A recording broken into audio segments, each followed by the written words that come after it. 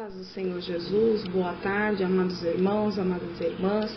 Como eu prometi, hoje nós estaremos falando um pouquinho do jejum, né? É uma arma poderosa para as nossas vidas, né?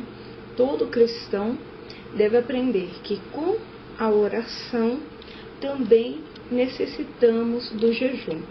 Vai ser bem curto esse vídeo, somente para que você compreenda alguns pontos da importância do jejum, tá?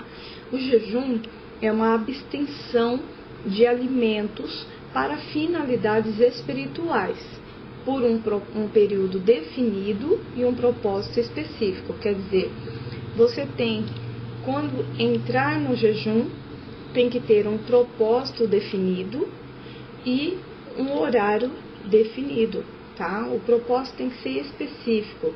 Irmã, eu gostaria de alcançar algo.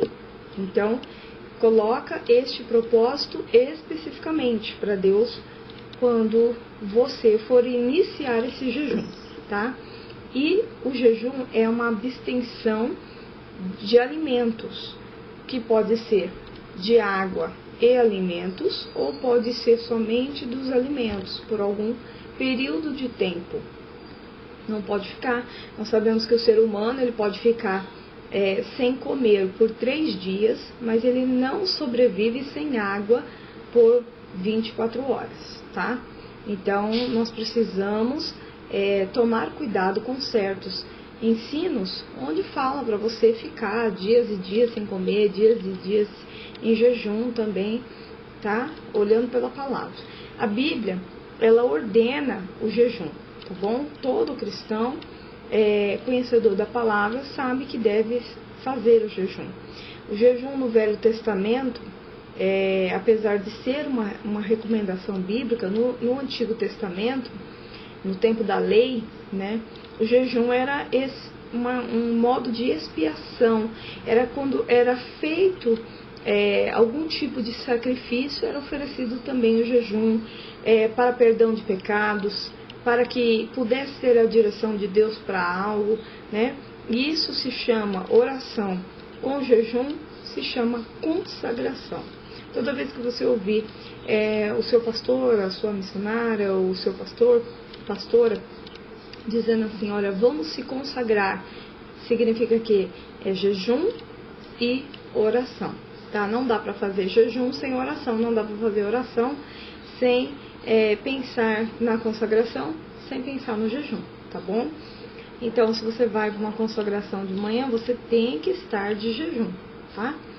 Então, a Bíblia está cheia de menções que falam sobre o jejum.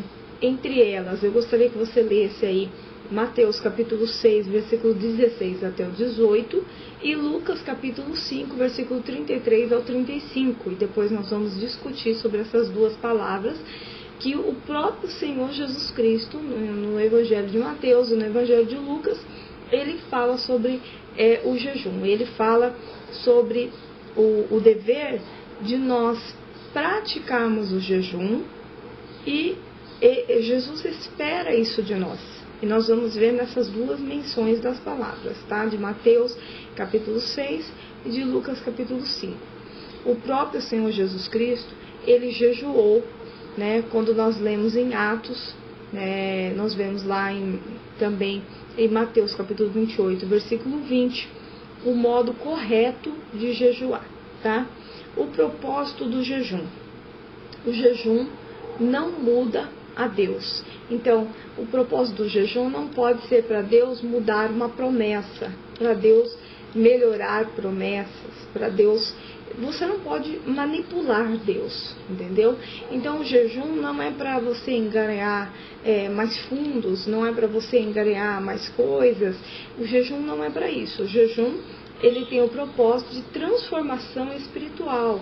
Então, ele tem o propósito de libertação, de salvação, de consagração da tua vida, para que você seja cada dia melhor. E aí, por consequência, as coisas vão vir até você como bênçãos, né?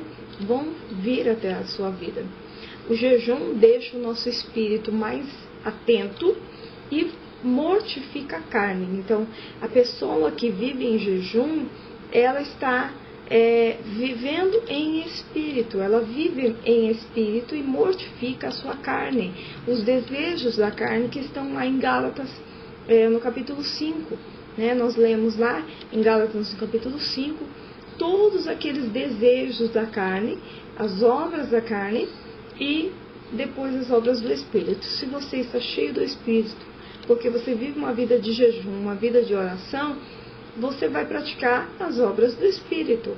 E o jejum é para ajudar a te liberar a fé. Leia depois Mateus, capítulo 17, versículo 19 até o 20, tá? Porque Deus nos dá vitória sobre o inimigo através da fé. Então, se você não tiver fé, não tem como você vencer o inimigo, tá bom?